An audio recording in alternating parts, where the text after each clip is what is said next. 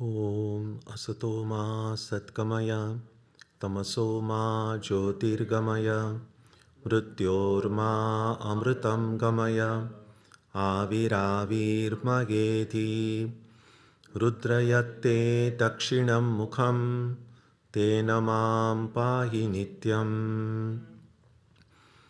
May the Divine lead us from the unreal to the real, from darkness to light, from death to immortality. May the Divine Consciousness fill our hearts and protect us. Our topic today is do you remember?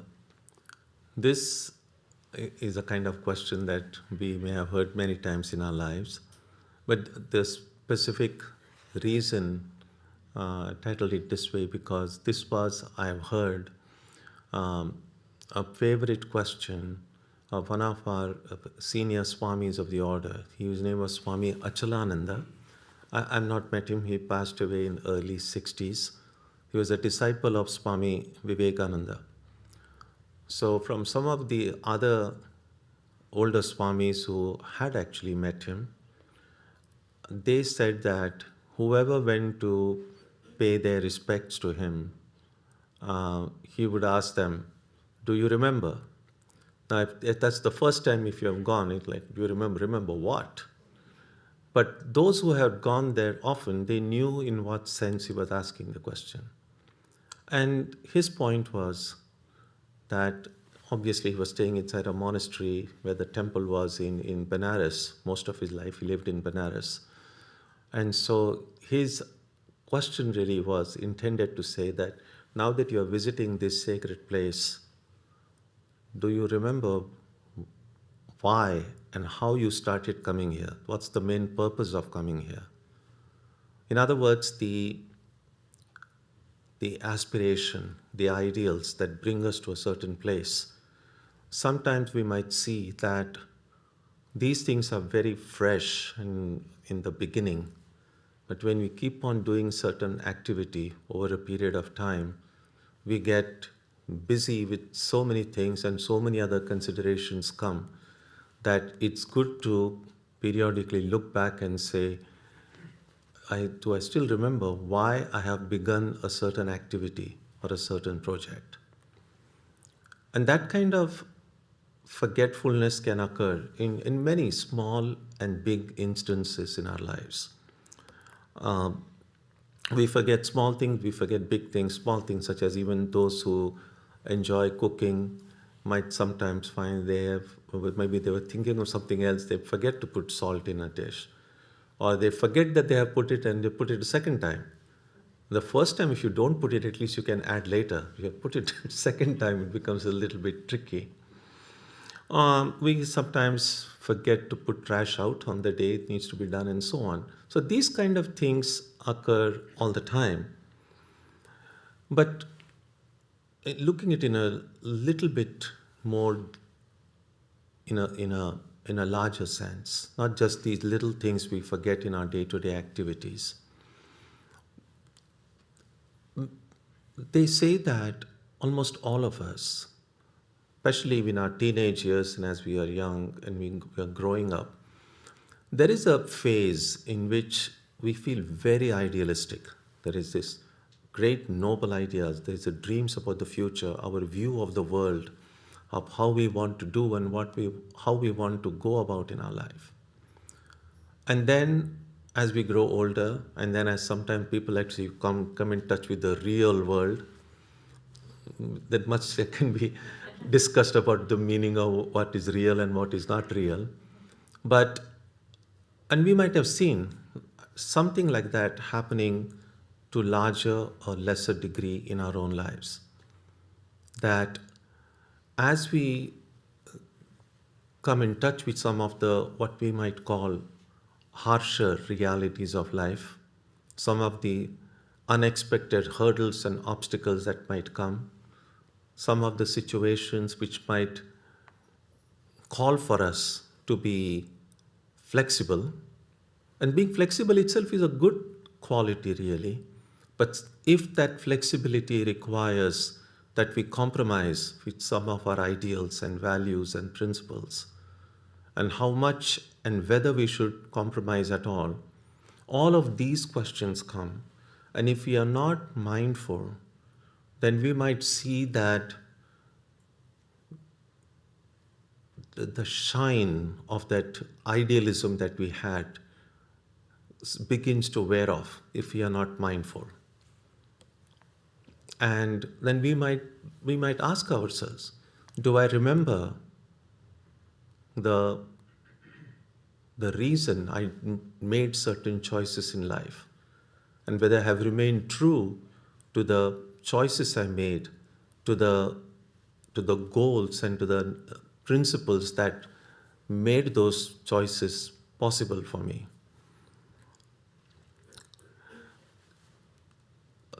Some of these things we kind of hear over and over again, and then sometimes they become meaningless to the point that we hear them, but we don't listen to what's really being said.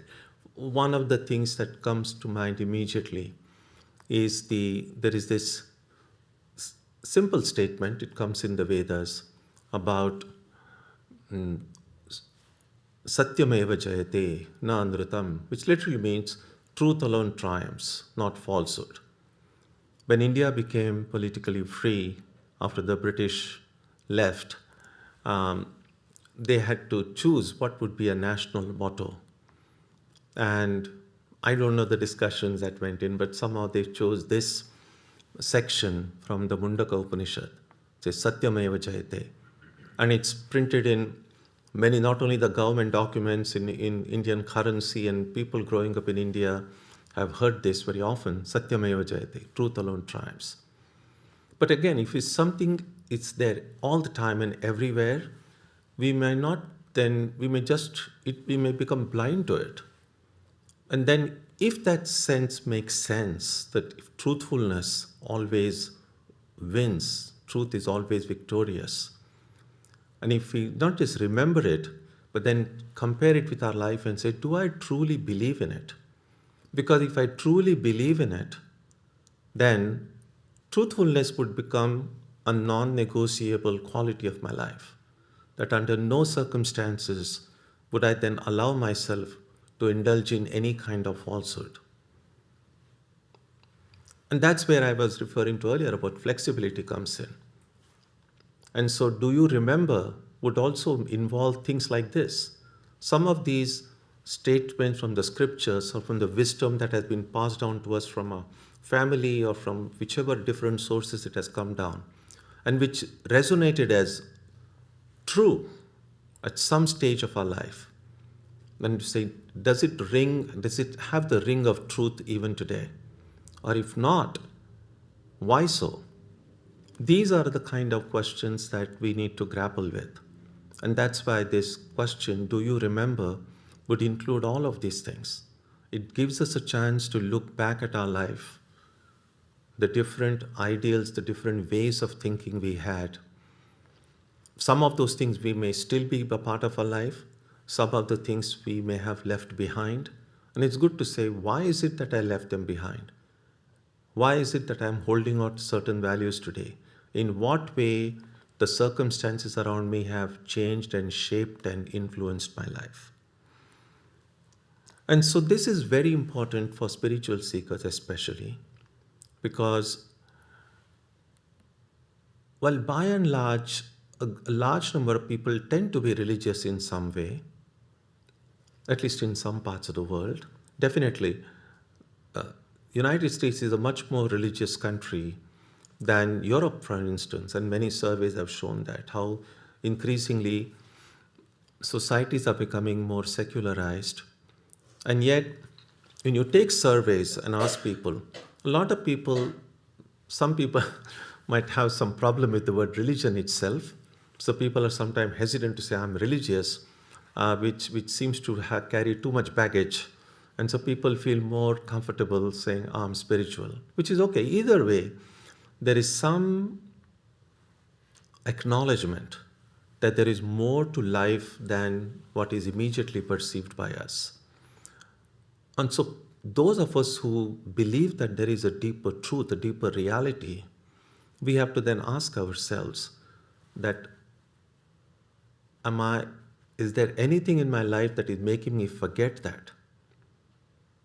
Because it's so easy. Such earnest spiritual seekers at any point in history, in any part of the world, have always been a minority. There may be there is such a thing as what sometimes they call static piety. But static piety means there are good people who probably observe certain religious festivals, go visit a place of worship occasionally, observe some rituals and so on, and then feel good about it, which is good. But that doesn't necessarily mean that spiritual life is the dominant concern of their life. And so when I say earnest spiritual seekers, by that I mean that in the list of priorities we have in life, that God or spirituality or a spiritual ideal is pretty quite high on the list, wherever it is. So such people for whom spiritual life is important, they will always be a minority. And because they're a minority, there is so much danger of being influenced in ways by the rest of the world, which is much larger than this small group of truth seekers, if you like. And so they have to be especially mindful that their life is not getting sidetracked in some way. And that's why the question, do you remember, becomes even more important. So why is it that we forget? Why does forgetfulness occur?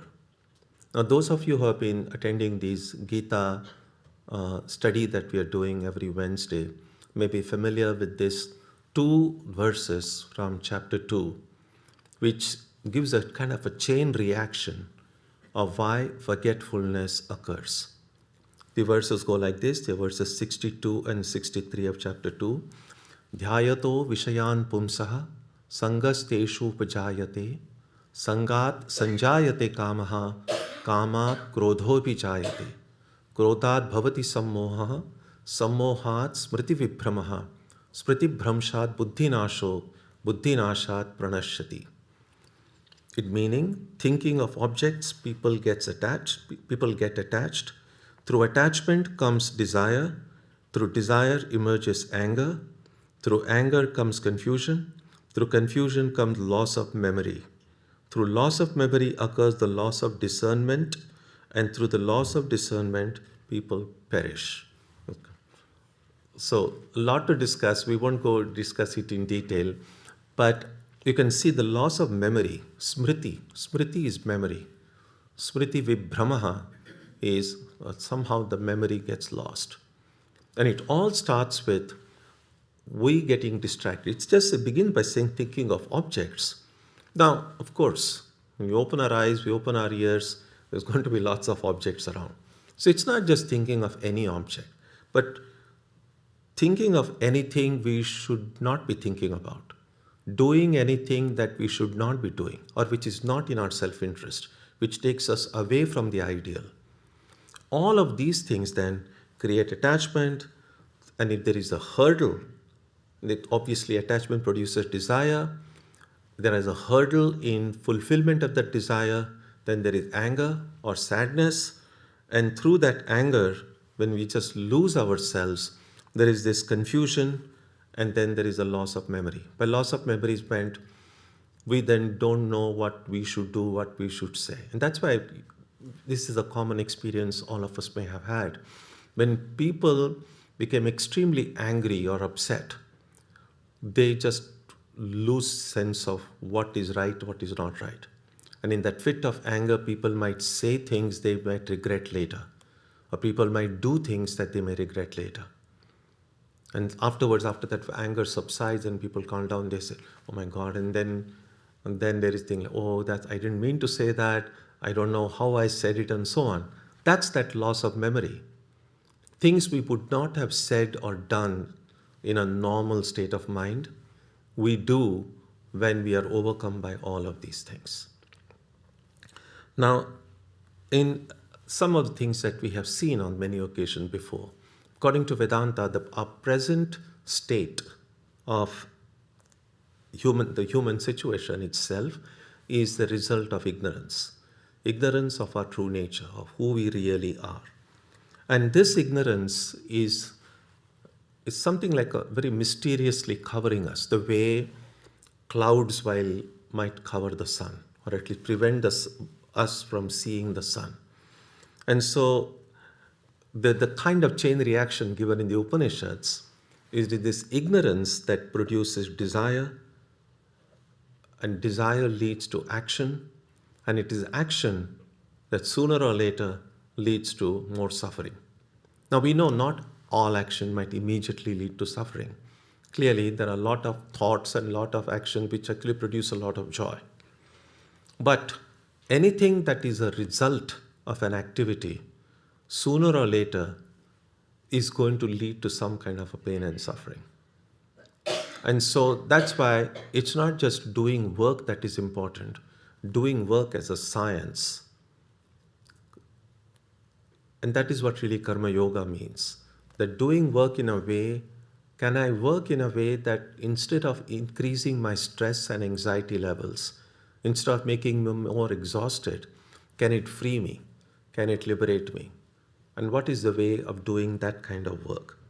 So the Gita verse actually provides more detail to the simple chain reaction given in the Upanishads. So what is the prescription for overcoming this forgetfulness? How do we overcome this? And then there is a passage in the Chandogya Upanishad which says, Ahara shuddhau sattva shuddhihi, sattva shuddhau dhruva spritihi, smriti lambhe sarva granthinam vipramokshaha. So you can see the word smriti comes here again. So this Upanishad gives us a method of overcoming forgetfulness, of how to be vigilant, mindful all the time. So translated, this verse means, when the food is pure, the mind becomes pure. When the mind is pure, memory becomes strong. When the memory is strengthened, all the knots of the heart are completely destroyed. So it all starts with food being pure. The Sanskrit word here is ahara.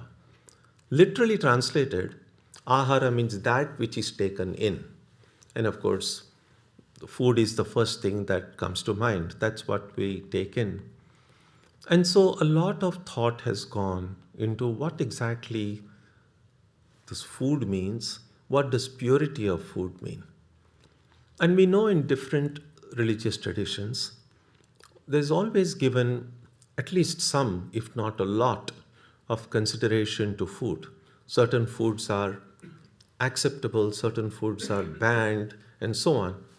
And so the connection between what we take in and how it affects the body and mind is recognized across religious boundaries. All over the world, throughout history, people have recognized that foods do have an effect upon us.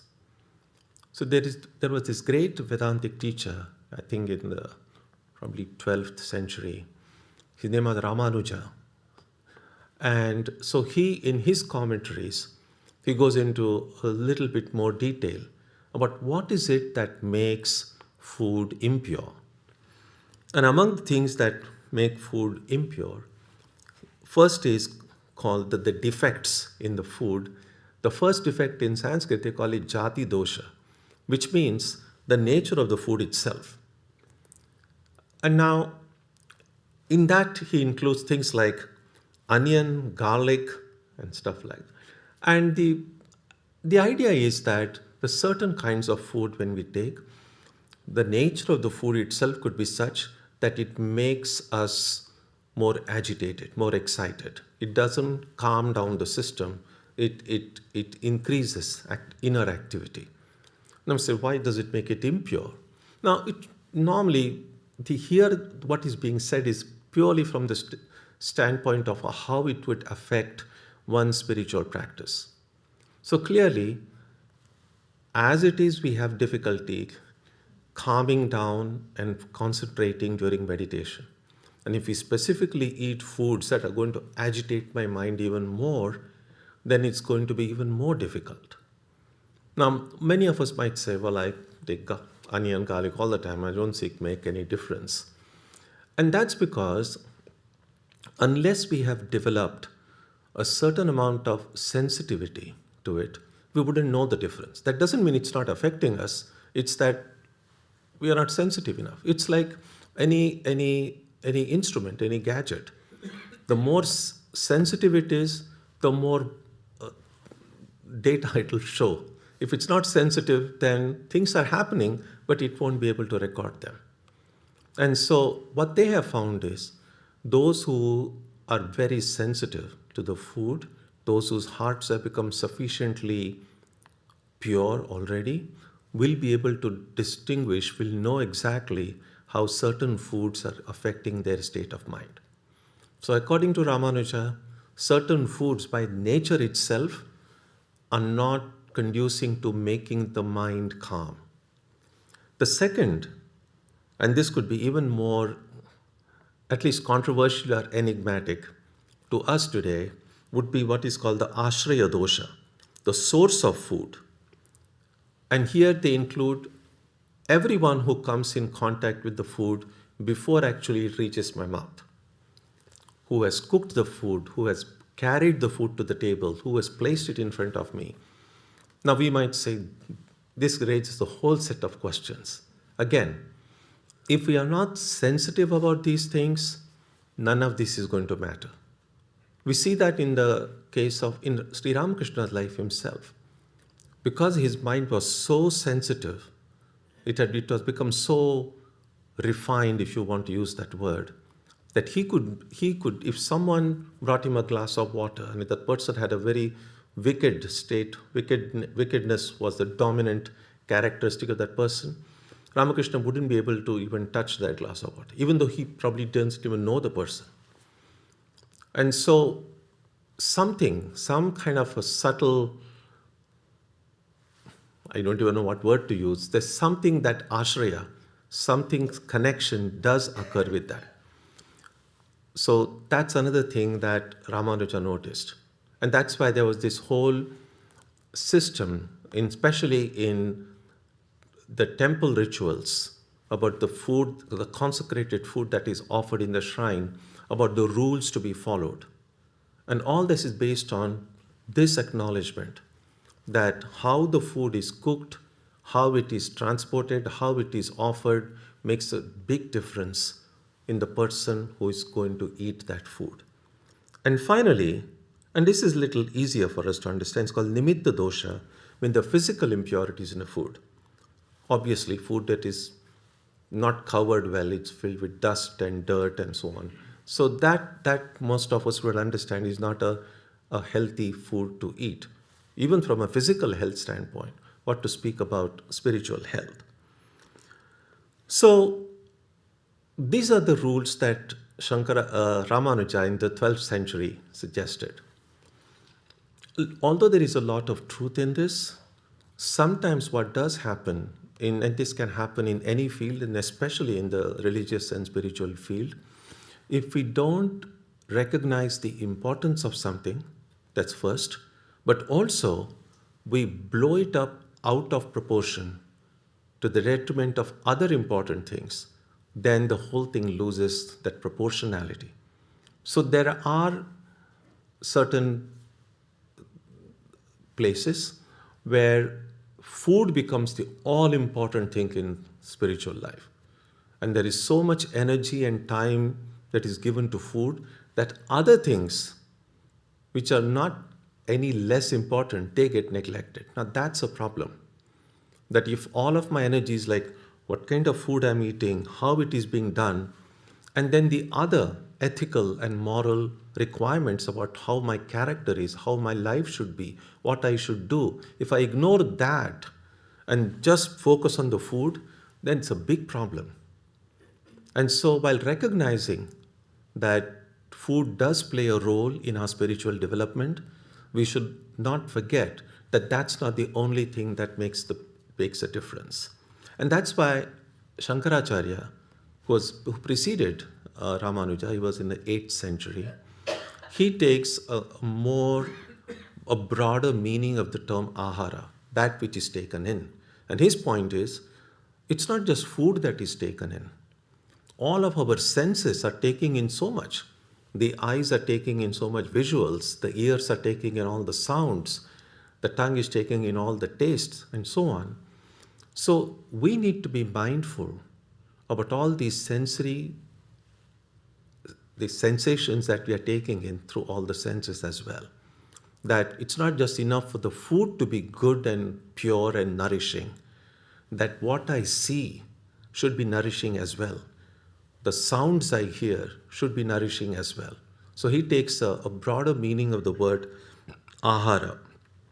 So both these explanations are important, and they are complementary. They don't contradict each other. They just kind of open out our idea about whatever we are today is directly related to everything that we have taken in from the time we were born. When we were born, we were so little. And now we are big. So clearly, food has played a role, but not just food. All the other influences that have come down to us through our friendship, through what we studied in school, through the books we read, through the movies that we see, through the conversations that we have, all of these things have gone in one way or another in me and made me what I am today. And so if we are not mindful about what goes in, then I will have no control over who I am. And so spiritual life doesn't mean simply being very particular about the food. Of course, we should take care about that, but also make sure that all the other sensations that I allow to go within me, they are also healthy and nourishing. So what is important naturally is to be then vigilant about what we take inside. We need to remain awake, because clearly if I'm drowsy and asleep and somebody forcibly pours something in my mouth, I would have no control over it, because I don't even know who and what is being put. So if I'm awake, then I'll be careful. It's like nowadays, if you give some to someone, there are some people who, even before asking what it is, they'll see what the constituents are, what things are inside it, which is not a bad idea, to make sure that what is going in will agree with the system here. So vigilance is very important. So how do we practice vigilance in spiritual life? And there are several ways, of course, that we do it. We can do it daily through our prayer, worship, the japa, meditation. All of these are ways of remaining vigilant. And this has to be taken literally, because sometimes, because we are busy with so many things throughout the day, and the mind is thinking of so many things, that when we sit down to pray or to meditate, and to however little an extent we succeed in quieting the mind sees that's such a respite from all the running about and jumping about that the mind was doing throughout the day, that oftentimes sitting down for japa, prayer, meditation seems an invitation to sleep, because the mind just feels this is a great resting time. There is no doubt that meditation gives a good rest, but if that rest means falling asleep, then I'm not being vigilant. So I have to be awake and vigilant during the practice of prayer, japa, and meditation.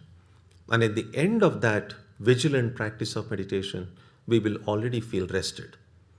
We'll get more rest through a vigilant practice of japa and meditation than if we just fall asleep every time we try to sit to meditate. And so that is important. And of course, converting every work into worship by doing all of our actions in a spirit of karma yoga. One other activity that is very helpful is something I have suggested often and that I have heard from my teacher was this practice of being mindful of how we begin the day and how we end the day. Of course, we have to be mindful of what happens in between those two, but at least we can start with the starting of the day and ending of the day. Now, starting of the day clearly for all of us would mean, well, at night we are asleep, and the starting of the day would be we wake up. You're still lying in bed, but you become aware that you're lying in bed.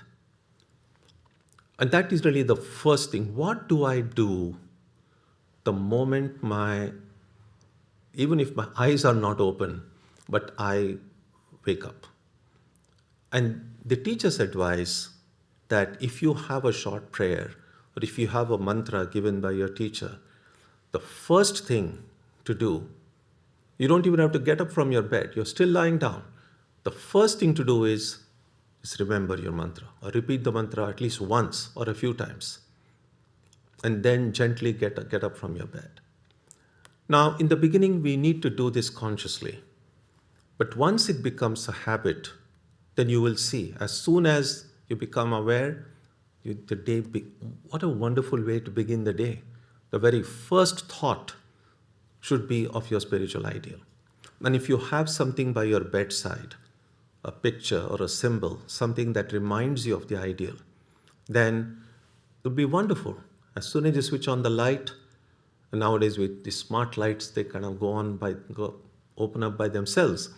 And so you just see the first thing that the eye should see should be something that reminds you of your spiritual ideal.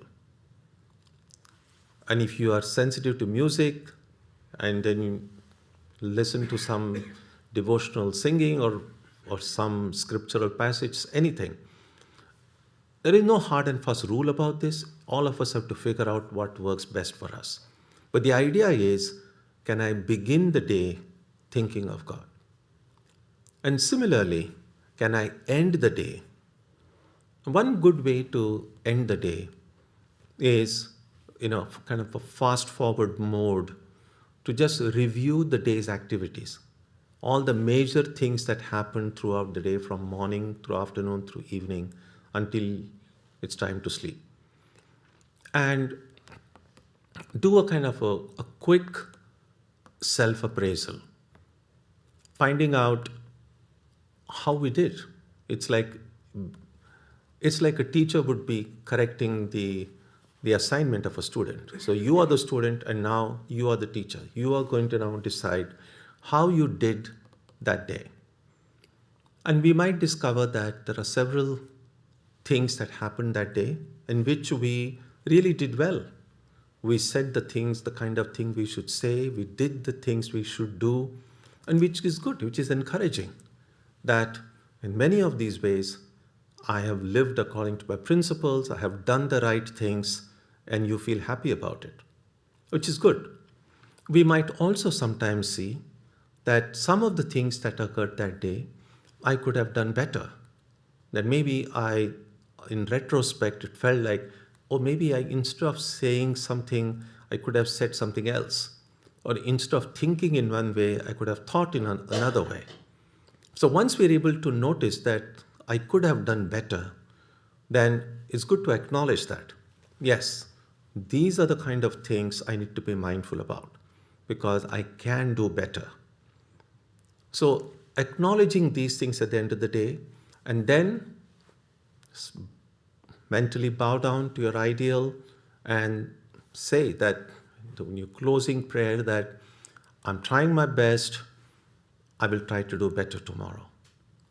And then as you lie in bed, once again, exactly as we would do in the morning, as you switch off the light, the last thing the eye should see would be something that reminds you of your ideal.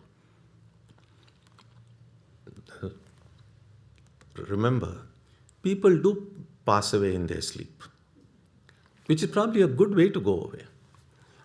But it's good to kind of keep this somewhere at the back of the mind, that every time we go to sleep, we may not wake up in our bed. You might wake up somewhere else. And so, what we see before we switch off the light might be the last thing these eyes will see in this life. Could be. Possible. And therefore, why not the last thing that the eye should see should be something that reminds me of my spiritual ideal? Why not the last thought before I fall into sleep be the name of God, be the mantra, be a prayer? And oftentimes we will see that if we can gently glide into sleep, thinking of God in one way or another, somehow in a very, because remember, when we are asleep, we are not dead. There is lots of things are still going on in the body. We are breathing, the heart is doing its job, the lungs are doing their job. There is a lot of activity going on. So in some subtle form of way, if that rhythm of that prayer or that mantra gets into me, even if I fall asleep, somehow it'll keep on going. And that's how then, when we wake up in the morning, even without making a conscious effort to think of God, you'll find it's already going on. That mantra will emerge out of that. And that is so joyful that when you wake up in the morning, you are not even consciously doing it, you suddenly find the thought of God in the heart. That's a wonderful thing. It's also a sign that, well, God has given me one more day to try to better myself. And so if we can live this way, without taking life for granted, without taking anything and anyone for granted, that's how this vigilance becomes a part of my life. So doing my spiritual practices well, making sure that I begin the day and end the day well, and in between, as often as I can, make sure that I don't do anything mechanically. All this is a tall order. It's not easy, because when we do things repeatedly, when certain things become a part of our routine, it's so easy for them to become mechanical.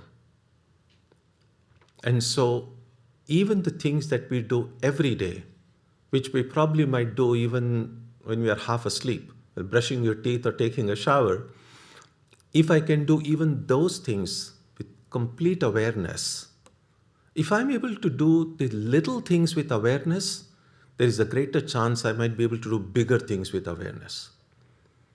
And so we cannot then, no need to say, oh, this brushing my teeth or drinking a cup of tea doesn't need much attention. I will give all my attention to meditation. Doesn't work that way. The mind that I have, the mind that does the little things, is not a different mind than the mind that does meditation. The mind is the same. So if I can train the mind to do even apparently unimportant things with awareness, it becomes so much easier then to do what we consider important things with awareness.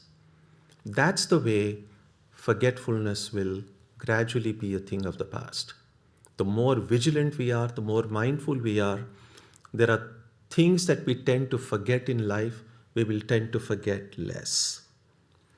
And periodically, so this is what we can do daily. Periodically, once a year, or find any good time, maybe a day, your birthday or a New Year day, or any day really. Periodically, it's helpful to kind of take a longer range view, because daily we are just looking at what we did that particular day.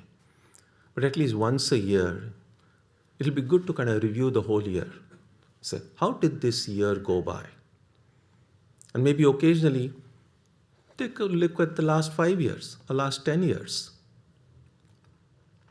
It's good to know which direction our life is going.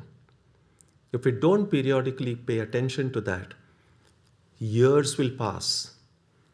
And if we keep on postponing these things, we might suddenly look and say, 20 years of my life have gone. And if we still find ourselves in a place we want to be in, that you are lucky. But otherwise we might say, oh, I probably should have changed course at some point, and I didn't. And a time that is once gone never comes back. And so it's very helpful to make these periodic checkups. So daily, once in a way, form your own schedule, see what works for you. But that's the only way that forgetfulness will go away. So, forgetfulness is a problem in life, in secular life, but also in spiritual life. And therefore, the importance of recovering the memory. Smriti lambha, that is what the Upanishad says. Smriti is memory. And so only when that memory becomes strong and firm that we tend to forget less and less, and that's the only way we can find peace, contentment, and joy, and ultimately that great spiritual freedom. Om Jananim Saradam Devim Ramakrishnam Jagadgurum Padapadme Tayo Shritva Pranamami Muhurmuhu.